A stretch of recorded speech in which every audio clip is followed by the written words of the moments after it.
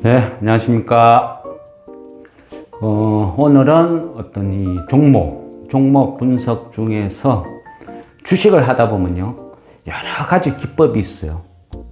물론 뭐 대부분 요즘 어떤 추세는, 그죠? 대부분 어떤 차트를 이용한 단기 매매, 이런 식이 대세라고 볼 수도 있죠.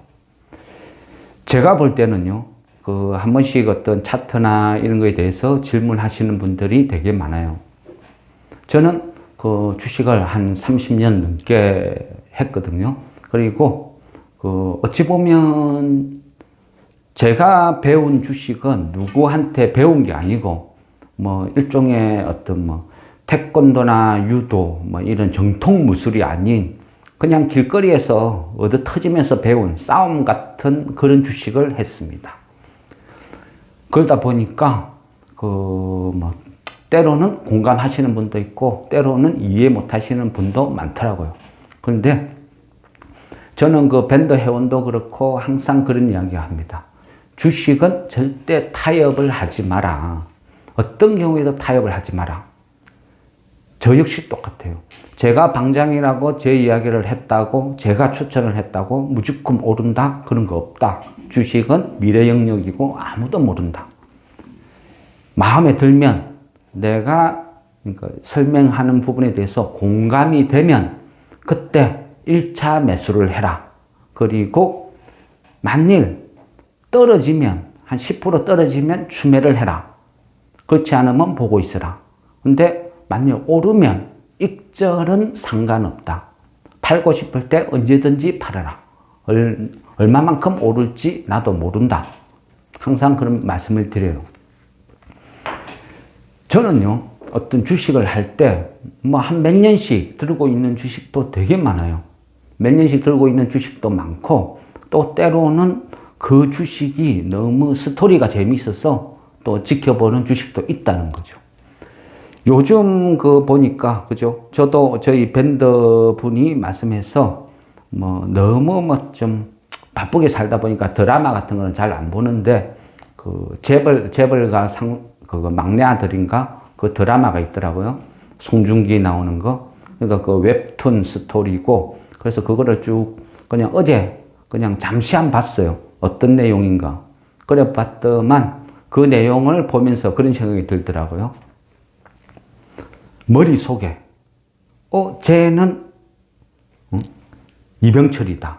쟤는 정주영이다. 쟤가 누가 되겠구나. 쟤가 정몽구가 되겠구나. 저 여자가 이명희가 되겠구나. 그리고 저 사업은 그렇다. 저 회사는 한보철강이다. 의도한 건 아니지만 머릿속에 스토리가 쭉 각인이 되더라고요. 그러면서 제가 그런 생각을 했어요. 가끔 이제 대학생인 아들이 있는데 그 애한테도 요즘 주식을 제가 설명을 해줘요. 그러면서 영어 단어 외우듯이 기업은 외우는 거다. 그게 쌓이면 역사가 된다. 그게 자산이 되고 이런 설명을 해줘요. 차트를 매매하는 사람들은 그렇죠. 금방 팔 건데 뭐하러 보냐고. 조금 오르면 팔 건데 뭐하러 그 회사를 보냐고. 글쎄요. 물론 저도 그런 시절이 있기는 있었어요. 그렇지만 지금은 한 30몇 년 세월이 흐르다 보니까 제가 생각하는 주식 투자라는 것은 그냥 그 기업을 즐겨요. 스토리를. 그래서 오늘은 약간 주식의 어떤 다양한 투자 방법 중에서도 자진상패라는 게 있어요. 우리가 주식을 하면 일반적으로 상패라고 하면 그죠? 최악이죠. 종이가 되어서 없어지는 거. 그런데 자진상패라는 특수한 경우가 있어요. 그 자진상패라는 경우는 극히 보기 드물어요. 그런 사례도 많이 없으니까 물론 희박하죠. 그렇지만 가끔가다 나오는 이 자진상패는 의외로 수익을 주는 경우도 되게 많이 있어요. 그래서 오늘은 이 밴더 회원님들께 이 자진상패라는 부분에 대해서 한번 설명을 드릴게요. 물론 이 내용은 자진상패를 공개하고 상패하는 일은 없죠.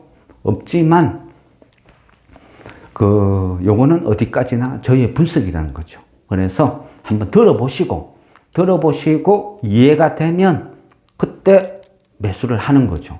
근데 비공감 아니다 싶으면 그냥 패스하고 넘어가시면 돼요. 항상 그래요. 그래서 이 영상은 어떤 밴드 회원님들 위주로 제가 알고 있는 부분을 교육 목적으로 제작을 하는 것이라 유튜브에 올릴지 안 올지는 모르겠습니다. 왜냐하면 워낙 품절주의이기 때문에. 그래서 이게 어떤 공개하는 게 맞나 이런 부분도 있고, 또 때로는 이 정도 되는 주식은요, 어떤 잘못된 오류가 발생될 수도 있어요. 오해. 어떤 부분이냐 하면, 이런 부분은 조금만 매수세가 몰려도 급등하는 경우가 될 수도 있어요. 그러다 보니까 오해의 소지도 있다. 그래서 보통 이런 것은 잘 공개를 안 합니다. 근데 어떻게 될지는 모르겠어요. 일단은요, 퍼시스라는 회사에 대해서 제가 한번 설명을 드릴게요. 이 퍼시스라는 회사는 제가 개인적으로 굉장히 재밌게 보는 회사고, 거진 한 20몇 년 동안을 쭉 지켜보는 회사예요. 물론 가치는 있다. 가치는 있는데, 우리가 자산이 많은 주식들은 대부분 그런 이야기를 하죠. 상속 문제. 상속이 이루어지지 않은 주식은 절대 안 오른다. 거진 그래요. 맞아요. 그래서 저도 이 회사를 흥미롭게 꾹 지켜만 보고 있죠. 저 보고 있다가 제법 시간이 많이 흘렀어요. 많이 흘러서 최근에 일어나는 흐름을 보다가 비로소 이거 지금 타이밍이면 추매해도 되겠다. 그리고 밴더 회원님들한테 이 정도 시기면 지겹지 않겠다. 그래서 한번 요거 설명드려야 되겠다. 또 어떤 교육 목적도 되고, 그래서 설명을 드리는 겁니다. 내용은 좀 어려울 수도 있어요. 다시 드라마로 잠깐 빠질게요. 재벌가, 그죠? 막내 아들이 어떤 불의의 사고로 죽고 과거로 되돌아가죠. 과거에 어떤 재벌가의 누구의 몸으로 빙의되는 거죠. 그러니까 얘는 그 이전에 미래에서 왔기 때문에 일정한 역사를 다 알고 있어요. 다 알고 있으니까 어떤 기업이 어떤 일을 해서 성공을 한다, 실패를 한다. 서울에 분당이 어떤 식으로 개발이 된다. 그런 걸 다 알고 있는 거죠. 그런 알고 있는 사실을 회장인 할아버지와 상의를 하면서 이루어지는 어떤 그런 대략의 스토리 같아요. 그런데 저는 그 부분을 보면서 그래, 진짜 저래만 알면 재벌 되겠지. 약간 그런 생각을 했어요. 그런데 또 한편으로는요, 우리가 차트를 보면 아무것도 머릿속에 남는 게 없어요. 기업이란 걸 정말 정석으로 공부를 하면요, 그 속에는 수많은 비밀이 숨어 있고 또 때로는 미래가 보여요. 그런 부분에 대해서 제가 설명을 드리는 거예요. 차트가 아닌 이런 방법도 공부를 해봐라. 재미가 있다. 만일 이 영상을 보고 주식을 새롭게 시작하고자 하는 분이 있다면, 흥미가 있다면, 제가 30몇 년을 하고 경험을 해서 얻은 이 부분이 참고가 되었으면 좋겠습니다. 아, 저런 방법도 있구나. 왜냐하면 요즘은 제 같은 투자를 하는 방법을 가르쳐 주는 데는 없어요. 왜? 돈이 안 되니까. 증권사라는 거는 있죠. 단타, 사고 팔고 해야 그 수수료를 먹고 사는 데죠. 그러다 보니까요, 매일 끝없는 많은 차트의 기능을 부여하고 업데이트 시켜서 그걸 무료로 나눠주는 거죠. 왜? 그걸 보고 단타 치라고. 그렇기 때문에 우리가 요즘은 사람들이 그냥 차트 보고 단타가 대세로 되어버렸어요. 저같이 투자하는 사람은 아마 찾아보기 힘들 것 같아요. 이런 말을 하면 모두가 미쳤다고 하죠. 그러면 정말 미쳤는지 어쨌는지 그거는 이제 일단은 한번 들어보시고 판단해 보세요. 퍼시스라는 회사는요, 극히 품절주에 가깝기 때문에 주식을 오래 하시는 분들도 거진 좀 몰라요. 거진 몰라요. 그런데 이 퍼시스라는 회사는 사무 가구, 사무 가구 부분에서 국내에 한 80% 점유를 하고 있는 독보적인 회사예요. 그런데 요즘은 그 퍼시스 하면 잘 몰라도 일룸 하면 아시는 분이 많아요. 왜? 최근에, 그죠? 최근도 아니구나. 좀 지났네요. 그 드라마, 도깨비라는 드라마가 있었죠. 그 드라마에 그 주인공이 도깨비가 그 일룸의 어떤 그 관계, 어떤 그런 식으로 연기가 되면서 홍보가 많이 되었어요. 그래서 일룸이 뭐 어느 순간 대중한테 그 성공한 드라마 한 편에 의해서 엄청나게 각광을 받았어요. 그런데 그 드라마가 요즘은 한류 열풍이라는 게 있죠. 그래서 그 도깨비라는 드라마가 또 외국에 많이 팔려 나갔어요.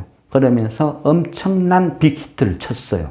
그리고 심지어는 동양 사상에 대해서는 굉장히 좀 배척하는 문화가 있는 미국은 어차피 기독교 문화니까 기독교에서는 귀신, 우상을 숭배하지 마라. 이런 교리에 의해서 귀신에 대해서 다루는 것, 이런 것은 굉장히 좀 배척을 많이 해요.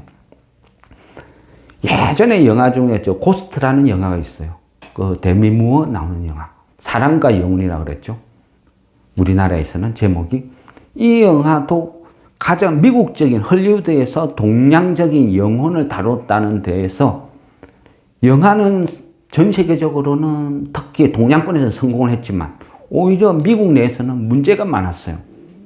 저거는 어떤 사이비, 이단 이런 쪽으로 배척을 받았다는 거죠. 그럼에도 이 도깨비라는 영화 어떤 드라마가 미국에서도 성공을 했어요. 굉장히 동양적이고 재미있다. 평가도 잘 받았다는 거죠. 그래서 일룸이라는 이 회사가요. 그 도깨비 드라마 한 편으로 해서 엄청난 홍보 효과를 누려요. 그 당시 평가했을 때 홍보 효과, 돈으로 따져보면 수조 원대다. 이런 말도 있었어요. 그 부분에 관련된 스토리를 한번 말씀드릴게요. 퍼시스라는 회사는요. 손동창이라는 분이 어떤 사무 가구 이쪽으로 출발해서 만들었어요. 손동창이라는 분은 올해가 연세가 한 83세? 한 그 정도 될 것 같네요. 근데 저분은, 그죠? 나이가 83세인데 그 당시에 서울대 전자공학도거든요.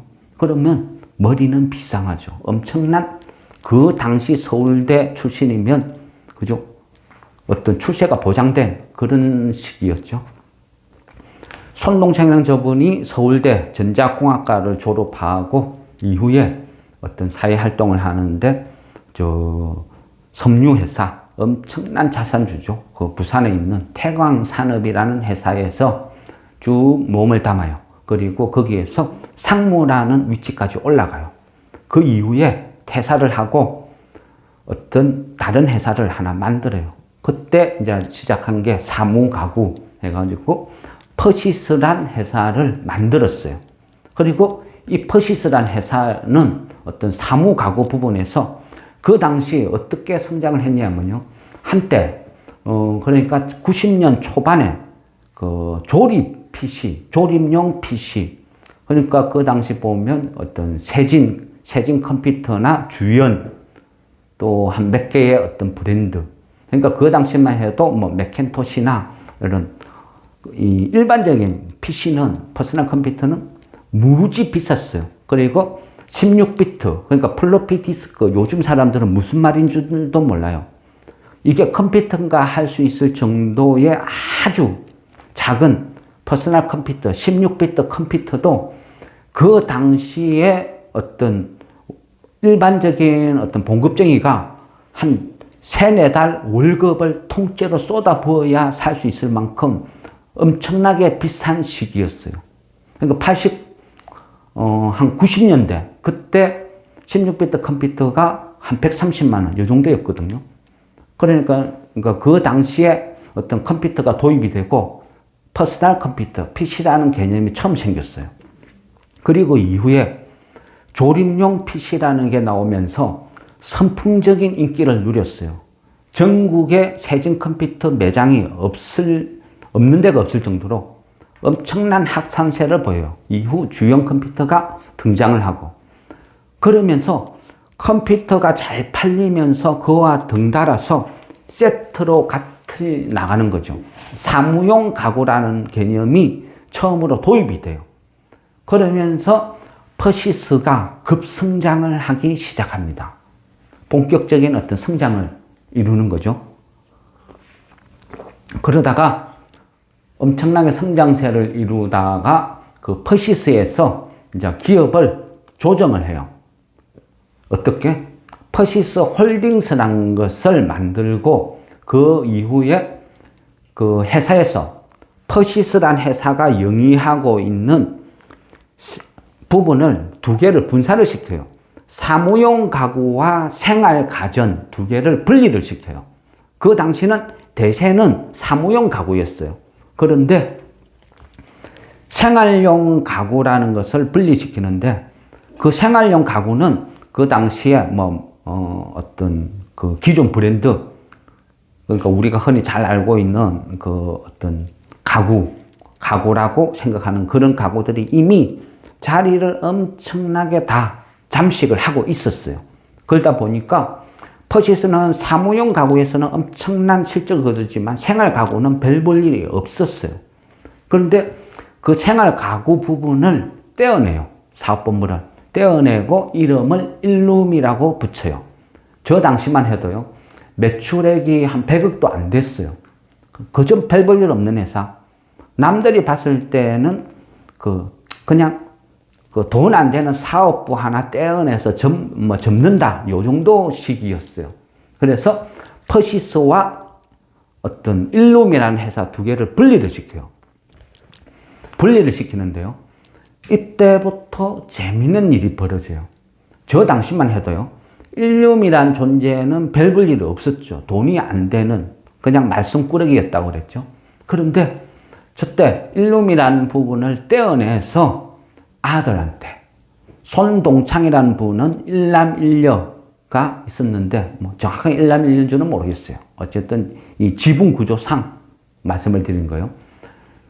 그 일남일녀가 있었는데 그 중에서 그 장남 손태희라는 이 아들한테 일룸의 일정 부분 지분을 줘요. 그래서 물적 분할을 한 상태이기 때문에 그 일룸이라는 이 회사는 그 퍼시스 홀딩스의 100% 자회사고 별 볼 일 없는 자회사고 손동창이라는 사람이 퍼시스 홀딩스 100% 지분을 다 쥐고 있으니까 1인 회사고 자기 마음대로죠. 그래서 일룸이라는 회사를 떼어내요. 그러면서 이 일룸이라는 회사가 이때부터 본격적으로 성장을 하기 시작해요. 일룸이라는 이 회사를 보면요. 어떤 부분을 느낄 수 있냐면요. 상속은 이렇게 하는 거구나. 상속의 어떤 FM, 정석을 보여주는 것 같아요. 가장 완벽한, 제가 이제까지 지분관계, 자식한테 상속 문제 이런 걸 여러 가지 사례를 지켜봤는데 이 퍼시스만큼 완벽한 구조를 본 적이 없어요. 거진 탈세로 따져보면 거진 어떤 성경급이라고 할 수도 있다는 거죠. 이 일룸이라는 이 회사를 분리를 시킨 이후에 그 다음에 이 일룸이라는 회사가 그 당시에 보면 별 볼 일 없다고 그랬죠. 별 볼 일 없는데 이거를 조금씩 성장을 시켜요. 성장을 시키다가 본격적으로 활동을 시작한 거는 2007년 이때 매출액이 한 398억 정도까지 올라와요. 그러면서 나름대로 어떤 가구 파는 회사 그 중에 어떤 명함 정도 잠깐 내미는 약간 그런 식으로 성장을 해요. 그리고 이후에 점점 회사를 본격적으로 밀어주기 시작해요. 회장이 손동창이라는 회장이 퍼시스란 이 회사를 이용을 해서 일룸을 본격적으로 키우기 시작한다. 쭉 계속 키운다. 키우면서 이때 보면요. 그 본격적으로 일룸을 퍼시스에서 일룸을 진짜 키우기 시작했구나. 이걸 딱 느꼈던 게 2013년도에 보면요. 그 당시에 광고비가 한 12억밖에 안 돼요. 근데 이후에 계속 광고비가 늘어나요. 그러면서 본격적으로 일룸이라는 것을 각인시키기 시작해요. 시장에. 그리고 이후에 2018년도 보면요. 그 한 해 광고비만 141억이 들어가요. 그런데 광고비와 비례해서 퍼시스가 성장하는 것 비례해서 일룸도 같이 크기 시작해요. 2007년도에 398억 매출액이 2018년도에는 2240억대까지 올라가요. 그 가구라는 그 시장은 소비자의 인식이 박혀 있거든요. 그 박혀 있는 그 가구 시장을 틈바구니를 뚫고 들어가서 나름대로 2천억대 이상의 매출액을 올리는 회사를 만들었다는 것은 그 당시는 획기적인 거죠. 그만큼 쇼킹한 어떤 성장세를 이루기 시작해요. 그러면 저런 식으로 2007년부터 2018년까지 꾸준히 일룸이라는 회사를 키우고 이 일룸에서는 돈을 그전에는 적자였는데 차곡차곡 돈을 벌어요. 돈을 벌고 그 돈을 배당으로 나눠 갖는 게 아니고 계속 적립을 해서 이익 잉여금을 쌓아 나가기 시작해요. 그리고 한 2018년도 이 정도 됐을 때는 이익 잉여금이 한 400억 정도 돼요. 그것이 종잣돈이 되는 거죠. 이 이익 잉여금을 이용해서 그때부터 본격적으로 회사를 키우기 시작해요. 그리고 이 일룸이라는 회사는 그전에는 기업 분할을 했으니까 기존에 있는 주주들이 지분을 다 갖고 있을 거 아닙니까? 그런데 여기에서 아주 굉장한 마법을 부려요. 어떤 마법을 부리느냐? 그러면 이 일룸이라는 회사에 갖고 있는 여기는 그 퍼시스 홀딩스에서 분사가 되었기 때문에 물적 분할을 했기 때문에 퍼시스 홀딩스 관계자나 그 주변에 있는 뭐 회장, 부회장 또 평가하면 그 당시 뭐 회장 이종태, 부회장 양영일 이런 관계자들이 갖고 있는 지분이 되게 많았어요. 이런 지분들을 조금씩 일룸에서 인수를 하기 시작해요. 일룸에서 인수를 해서 그 지분을 갖다가 일룸 자사주로 막 편입을 하고 어떤 점점 계열사 지분을 사들이기 시작해요. 그러면서 어느 날 이 일룸이란 이 회사의 어떤 지분이 자사주가 분사를 했기 때문에 그 일룸이라는 회사에서 다른 사람 지분을 사들이고 그거를 자사주로 편입하고 그 자사주가 61.29%까지 늘어났어요. 그 말은 손동창, 그 아들, 그 손태희, 그리고 그 딸, 이 3명 외에는 지분을 모조리 다 사들인 거죠. 일룸의 지분을. 사들여서 그 지분을 61% 정도 되는 지분을 아예 소각을 해버려요. 소각을 해버린다는 말은 불태워 없앤다는 뜻이죠. 그러니까 주식은 있으되 그 의결권을 없애버리는 거죠. 이 당시 보면요. 그 아들 손태희가 일룸의 전체 지분 29%, 100% 중에 29%를 쥐고 있었어요. 딸이 또 들고 있고. 딸이 아니고 여동생이겠죠. 근데 여기에서 일룸의 자사주로 갖고 있는 61.29%를 소각해가 없애버려요. 그러면 뭐가 되겠습니까? 이 분모가 작아지죠. 분모가 작아지니까 당연히 분자의 비율은 올라가죠. 그러면 29%가 75%까지 지분의 가치가 늘어나는 거예요. 이렇게 함으로 해서 일룸을 아들 손태희가 완전히 장악을 하게 돼요. 그래서 기존에는 이 손동창이라는 사람이 퍼시스 홀딩스를 가지고 있고 여기에 물적 분할을 해서 퍼시스와 일룸으로 나눠져 있는데 여기에서 일정 부분 지분 상속과 합병 과정을 거치면서 이 일룸이라는 회사가 완전히 떨어져 나가서 아들 손태희의 회사로 변신을 한다는 거예요. 그러면 일룸은 이때는 이제 손태희가 되는 거예요. 그러면 그 이후에부터는요, 어떤 현상이 벌어지냐 하면, 이 일룸에서 본격적으로 이제 어떤 후계 상속 구도로 흘러가요. 또 이 부분이 하나가 약간 재미가 있는 거는요, 어떤 부분이 있냐 하면, 이 손동창이라는 이분이 제가 이래 봤을 때는요, 요즘 그 이방원 같아요. 이방원. 행보가. 이방원 같다는 느낌이 많이 들어요. 왜냐하면 아들한테, 손태희한테 상속을 해주기 위해서 거침이 없어요. 정말 과격한 행보와 어떤 독단적인 결단, 이런 것을 과감하게 펼쳐나간다는 거죠. 일단은 일룸은 이렇게 탄생해서 이런 과정을 거쳐서 손태희 아들의 해사가 되었다. 그러면 그 이후에는요, 어떤 식으로 또 하느냐 하면, 퍼시스는 사무용 가구를 한다 그랬잖아요. 사무용 가구도 했지만 그 다양한 가구를 하다 보니까 그 당시에 또 학교 있죠. 우리 초등학교, 중학교, 고등학교 이런 것들이 아주 낙후된 책상, 글상을 쓰는 그런 과정에서 최신식 어떤 서구화된 그런 의자로 바꾸기 시작해요. 왜냐하면 그 당시는 책글상이라고 할 만큼 그 의자나 어떤 책상 규격이 굉장히 낙후되어 있었어요. 그런데 세월이 10년, 20년, 30년 흐르다 보니까 우리나라 애들의 체격이 많이 커졌다는 거죠. 그래서 학교를 가면 책상이 낮아서 다리를 못 넣고 다리를 쭉 뻗어가 바깥쪽으로 복도로 내어야 되는 그런 열악한 환경이었어요. 그래서 정부에서 이 학교 교육을 개선하고 현실화시키자 해서 대대적으로 책글상을 바꿔버려요. 현대화. 그래 되니까 퍼시스는 대박이 터진 거죠. 전국에 학교가 몇 개입니까? 그런데 이때 문제가 생겨요. 어떤 문제가? 대한민국 정부에서 이거는 공공사업이다. 공공사업은 대기업이 누릴 수 있는 혜택을 주면 안 된다. 중소기업한테 특화된 혜택을 주장을 해요. 물론 주도한 것은 국회의원들.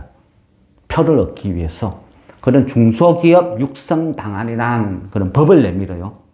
그러다 보니까 퍼시스는 거기에서 해당이 될 수도 있고 안 될 수도 있는 카트라인에 딱 걸리는 상태였어요.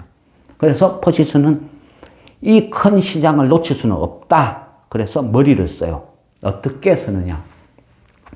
퍼시스에서 학교에 관련된 그 부분, 가구 부분을 또 떼어내요. 떼어내서 요즘은 그 교복이라는 게, 그죠? 엘리트나 특화된 메이크라는 게 부여가 되죠. 메이크가 부여가 되는 어떤 독자 브랜드를 많이 가져요. 그런데 저 당시만 해도 생소했는데, 퍼시스에서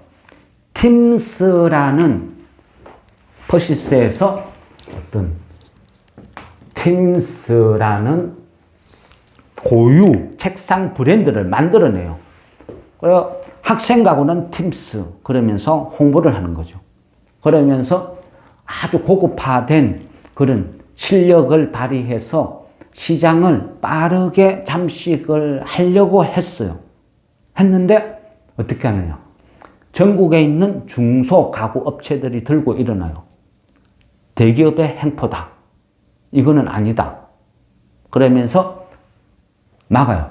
그러니까 그 지역 국회의원들도 동조를 해서 퍼시스는 저거 대기업이야. 중소기업 아니야. 제재를 가해요. 그러다 보니까 퍼시스가 다시 이 팀스라는 이 브랜드만 독자적으로 떼어내요. 새로운 계열사를 하나 만들어내는 거죠. 그래서 중소기업으로 변신을 시키는 거예요. 그래서 팀스라는 회사를 하나 만들어내요.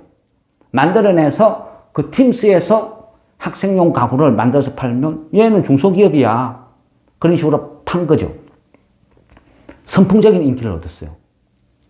그러니까 또 중소기업에서 지역 국회의원들이 들고 일어나요. 저거 편법이야. 위법이야. 저거는 완전히 눈가림이고 사기야. 그래서 시끄러워져요. 그러다 보니까 이거 심각하다. 사회적인 문제로 번지겠다 싶으니까 퍼시스에서 어떻게 하느냐 하면 이 팀스가 편법이라고 하면 그러면 대주주 일가에서 이 지분을 내어두겠다. 어떻게?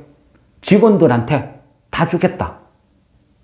그리고 그때 처음으로 탄생을 하는 게요. 종업원 지주제라는 그런 우리나라에서는 생소한 그런 제도를 시행을 해요. 종업원 지주제. 그러니까 종업원들한테 지분을 다 나눠주고 그 지분을 갖고 있는 종업원들이 열심히 일을 하면 회사가 성장을 하면 그 지분만큼 이익을 나눠 갖는다. 참 좋은 개념이죠. 그런 식으로 시행을 했어요. 했는데 이때부터는 삐걱거려요. 왜냐하면 저 당시만 해도요. 자율이라는 개념이 쉽지 않았어요. 그리고 경영이라는 것도 아무나 할 수 있는 게 아니었잖아요. 그러다 보니까 이 팀스라는 회사가 점점 삐걱해요. 잘 나갔는데 오히려 삐걱거리고 주인이 없는 회사니까 너나 나나 할 거 없이 엉망이 되는 거죠. 심지어는 지분을 나누어 준 종업원들이 그 지분을 갖고 있으면서 열심히 하는 게 아니고 그 지분을 팔고 회사를 떠나버려요. 이게 웬 공돈이냐? 나중에 돌려달라면 어떻게? 팔아먹고 이탈을 하는 거죠. 그래서 회사가 오히려 반대로 급격하게 무너지겠어요. 그래서 잘못하면 쫄딱 망할 위기까지 쭉쭉쭉 흘러갔어요. 그런데 주인이 없는 회사를 했잖아요. 그러다 보니까 어떤 일이 벌어지냐면요. 2012년도, 2013년도 이때 요즘으로 말하면 일명 슈퍼개미, 이런 돈 많은 슈퍼개미가 이 팀스를 잡아먹으려고 인수를 하려고 대들어요. 그래서 한바탕 홍역을 치러요. 그리고 이 한 번으로 끝나는 게 아니고 그 이후에 2013년 그지 2년간에 걸쳐서 흔한 말로 송아지나 강아지나 전부 다 덤비드는 거죠. 회사를 잡아먹겠다고. 왜? 대주주가 없으니까. 그러니까 회사는 계속 적자나고 돈 좀 있다는 슈퍼개미들은 지분 인수해서 저 회사 어떻게 털어먹을 궁리하고, 그러니까 굉장한 혼란에 빠지기 시작해요. 이래서 잘못하면 쫄딱 망하겠다, 껍데기가 되겠다, 이런 상황까지 가버려요. 이런 상황까지 가버렸는데 이때 이제 그 당시를 보면 진짜 빈 껍데기밖에 없는 회사였어요. 그런데 2017년도에 일룸에서 팀스 지분을 인수를 해요. 2017년도면요, 저 아들 손태희가 일룸을 완전히 장악을 하고 일룸을 급격하게 키우고 잘 나가는 그 시기였어요. 그 시기에 일룸이 팀스를 다시 인수를 해요. 왜냐? 완전히 망해가 껍데기밖에 없는 회사였거든요. 그 당시에 149억의 지분 인수를 해요. 그때까지만 해도 시장 판단은 이상했어요. 저 쫄딱 망해가 빈 껍데기밖에 없는 회사를 149억에 인수를 한다? 아무리 처음부터 퍼시스에서 분사된 자기 회사였지만 시장 가치보다 너무 비싸게 파는 산 거 아니야? 좀 이상해. 껍데기밖에 없는데. 이래 생각을 했거든요. 그런데 팀스 지분을 일룸이 100% 인수를 하고, 가면 일룸은 또 손태희 회사죠. 가면 저 일룸에서 인수를 한 이후에 12월에 그해 2017년 12월에 어떤 일이 벌어지냐면 퍼시스 홀딩스가 대주주인 퍼시스에서 의자 부분만 떼어내요. 사무용 가구 중에서, 그죠? 책상 따로 의자 따로 그렇게 될 수는 없잖아요. 세트인데 정말 돈이 되는 건 의자인데, 우리가 어떤 가구를 사러 가면요, 의자가 의외로 비싸다는 걸 알 수 있어요. 그런데 저 의자, 퍼시스의 의자 부분을 사업본부를 떼어내서 일룸한테 밀어줘요. 그럼 일룸이 명분상으로는 352억에 퍼시스로부터 의자 부분만 떼와요. 사업본부를 하나 사는 거죠. 의자 사업본부를. 사고 나서 그 이후에 이름을 바꿔요. 그걸 시디즈. 요즘 의자 대신 시디즈죠. 그죠? 요즘 학생들 있는 데는요, 웬만한 사람들 시디즈 다 써요. 국내 시장 의자 점유율이 90% 육박해요. 그만큼 의자 하면 시디즈. 고등학교 부모들은 시디즈 안 사주면 관심 없다. 이런 말이 나올 정도죠. 이 CD즈는 좀 이따 설명하겠지만 얘도 지금 코스닥에 등록이 되어 있어요. 일단은 그래서 CD즈는 팀스에서 이런 스토리를 가지고 CD즈가 만들어졌다. 그리고 현재는 제가 굳이 설명 안 해도 엄청나게 잘 나가고 있죠. 그러게 하면 다시 생각해 봅시다. 손동창이라는 이분이 퍼시스라는 이 거대 회사, 잘 나가는 회사를 내 아들한테 물려주고 싶다. 어떻게 물려줄까? 퍼시스에서 기업 분할을 해서 일룸을 만들고 이 일룸을 급격하게 키워가지고 이 일룸에 돈을 이용해서 하나씩 사들여요. CD즈도 사들이고. 그죠? 그러면 이제는 뭐가 남았느냐? 또 하나 재미있는 게 이 손동창이라는 분이 갖고 있는 회사가 퍼시스에서 퍼시스 홀딩스를 만들고 또 하나는 바로스라는 회사가 있어요. 이 바로스는요, 물류회사, 물류운송회사예요. 뭔가 주문이 들어오면 배달을 나가야 되잖아요. 그래서 한 기업에서 흔히 뭐 비자금을 만들다든지 탈세 목적으로 하면 대부분 물류에서 나와요. 그래서 대주주 일가는 항상 물류는 자기 쌈짓돈이라 생각하고 100% 쥐고 있는 그런 상태로 가는 거죠. 그러니까 손동창의 사람이 그 퍼시스와 일룸의 물류를 담당하고 있는 이 바로스라는 회사를 이후에 또 아들한테 물려줘요. 어떻게? 2017년 9월에 저 바로스라는 회사의 지분을 55%를 매각을 해요. 누구한테? 일룸한테. 일룸은 누구 회사? 아들 회사. 그러니까 55%를 나눠줬다는 것은 뭐죠?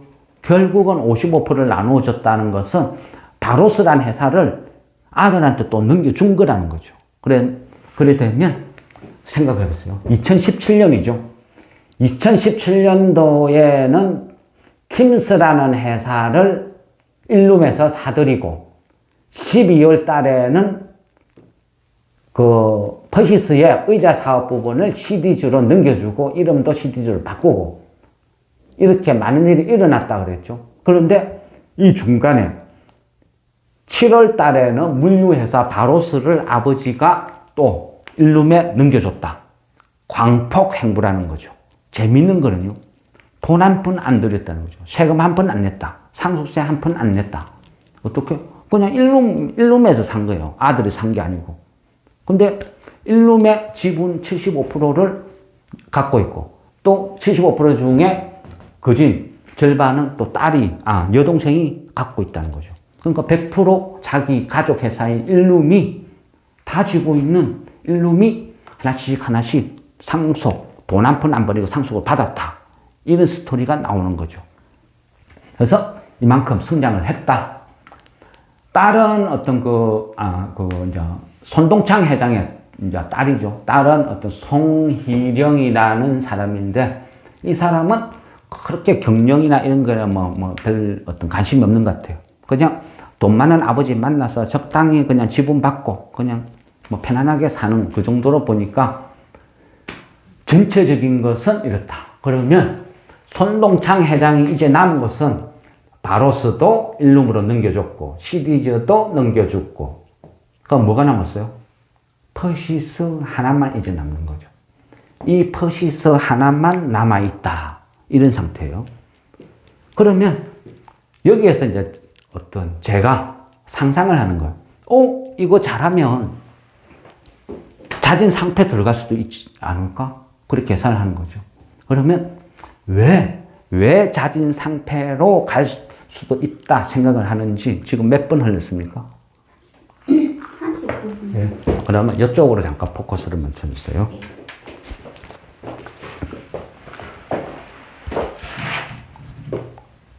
어설퍼도 괜찮아요. 네. 저는 어떤 전문 유튜버도 아니고 하다 보니까 다른 사람들은 파워포인트를 이용해서 매끈하게 쭉쭉쭉쭉 잘 하더라고요. 그런데 저는 어떤 전문 유튜버도 아니고 이쪽 부분이 생계도 아니고 취미생활 삼아 하다 보니까 좀 낙후되었어요. 그리고 아주 옛날 70년대 뭐 선생님이 칠판에 써서 하듯이 이게 저한테는 아직도 맞는 것 같아요. 컴퓨터나 이런 거는 좀 눈이 노안이 와서 잘 글씨도 안 보이고 그래서 저는 제가 편한 대로 하겠습니다. 불편해도 이해 부탁드립니다. 뭐 이 부분은 보입니까? 그러면 왜 이거 자진 상폐가 가능하는지 이래 보면요. 그 전부터 돈 많은 회사는요. 돈이 많은 회사들은 항상 이런 일이 벌어져요. 제가 생각하는 기억으로 자진 상폐 1호는 옥션이에요. 옥션 알죠? 그 어떤 그 매매 업체. 이 옥션이 우리 홈쇼핑이나 이런 거 1호로 보면 돼요. 1호. 대한민국 1호. 그 당시는 아무도 뭐 그렇게 되겠어? 상상도 못한 시절에 그런 일을 했어요. 근데 이 옥션이란 만든 부분도 투자의 기재 또는 주식계의 봉이 김선달이라고 불리는 사람이에요. 그 미래와 사람이라고 예전에 어떤 그런 주식이 있었는데 여기를 막 좀 지금으로 생각하면 말도 안 되는 어떤 냉각캔이라는 것을 이용해서 떼돈을 벌고 이후에 또 옥션 인터넷 거래 사이트 옥션이라는 걸 만들어서 이 옥션이라는 것도 본인이 만든 건 아니에요. 그 당시에 어떤 인터넷이나 이런 쪽에 잘하는 개인이 이런 옥션이라는 사이트를 만들었어요. 만들었는데 이 거래도 없는 이 사이트를 이 사람이 1억에 사요. 그 당시 돈으로. 1억에 사서 옥션이라는 사이트를 활성화시켜서 나중에 외국계 기업에 400억에 팔아먹어요. 굉장한 수완이 있는 사람이에요. 근데 이후에 옥션이 자진 상폐를 해요. 그래서 와 자진 상폐가 뭐지? 그때 저도 처음 공부해서 알았어요. 이후에 보면 그 가장 최근에는 한국유리라는 게 자진 상폐를 했고요. 가장 최근에는요. 그 맘스터치가 자진 상폐를 했어요. 나중에는 근데 맘스터치의 자진 상폐는 좀 의미가 있어요. 그래서 좀 알아두셨으면 기억을 할 필요가 있어요. 일단은요. 퍼시스란 이 회사의 기본적인 내역은요. 유보율이 3,830%. 현금성 자산만 정확하게 추정은 안 돼요. 근데 현금성 자산만 그저 한 4,500억대를 예상하고 있어요. 그만큼 현금성 자산만 많고. 현금성 자산이란 말이 그죠? 현금을 의미하죠. 그러면 비현금성이 한 50% 정도 있는 것 같아요. 왜냐하면 퍼시스는 전국에 한 200몇 개의 대리점과 물류기지를 갖고 있거든요. 그 토지 자산만 해도 또 엄청나다는 거죠. 대략적인 PBR은 뭐 한 0.53 정도 나온다고 지금 표현을 하고 있어요. 근데 제가 봤을 때는 그 어떤 다른 부분을 어떤 계산하면 훨씬 더 낮다 이래 볼 수도 있어요.